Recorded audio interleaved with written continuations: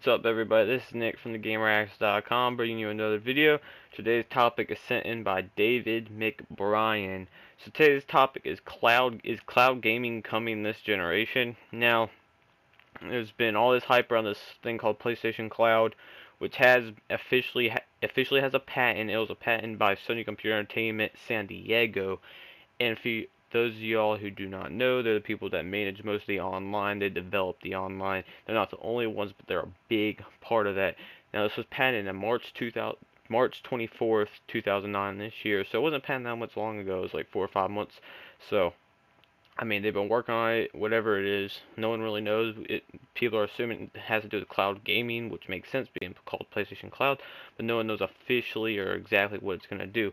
Now, does that mean it's coming this generation? Now, yes, it was patented this year.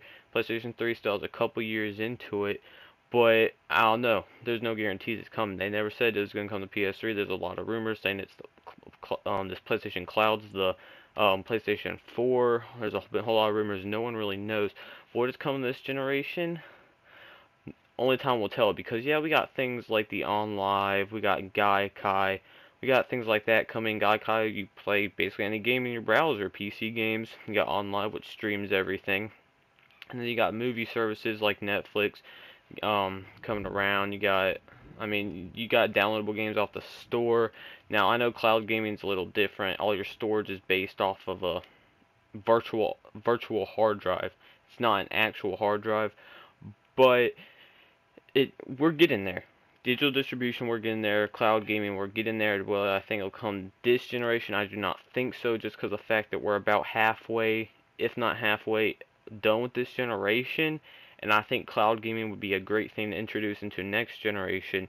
And it's great because, okay, with the digital distribution, if they're distributing these games through the internet and not having to distribute them through stores, GameStop's going to be out of business, just because of the fact that, okay, if they're only selling their games through internet, where you have to have internet to buy them, how's GameStop going to stay in business? They live off games.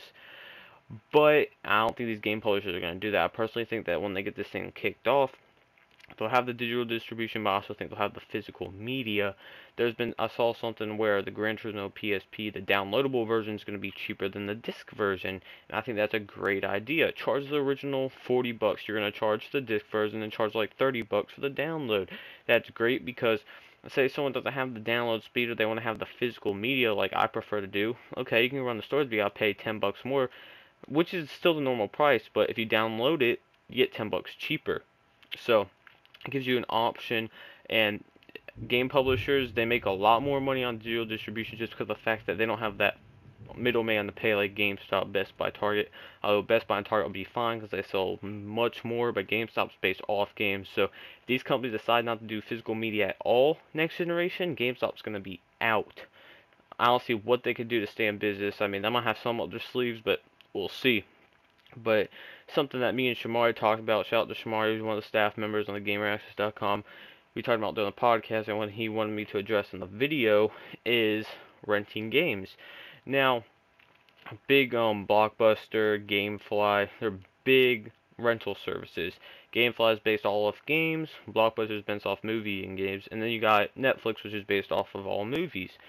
So you got all this rental services, but I mean, Shamari was talking about it's like, what is Sony Microsoft would be? Okay, we're tired of, why don't we make the money off the renting? I mean, they might get some kickback from GameFly and Blockbuster, but how about we get pure profit? So basically, what they could do is have like a download store, like a rental store, where they download the game, and similar to how the rentals on the movies work, where you download, you play them. Well, it worked different. It wouldn't be with the games you play them once you're done, but with the movies you play it once you're done.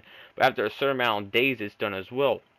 They could do that with the games, where you play the game a certain amount of days and that deactivates.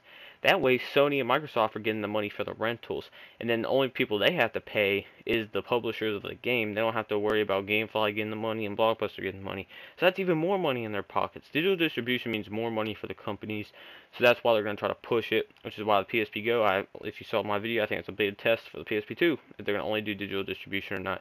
So we're going to see, but a rental service would be a great idea. Great idea.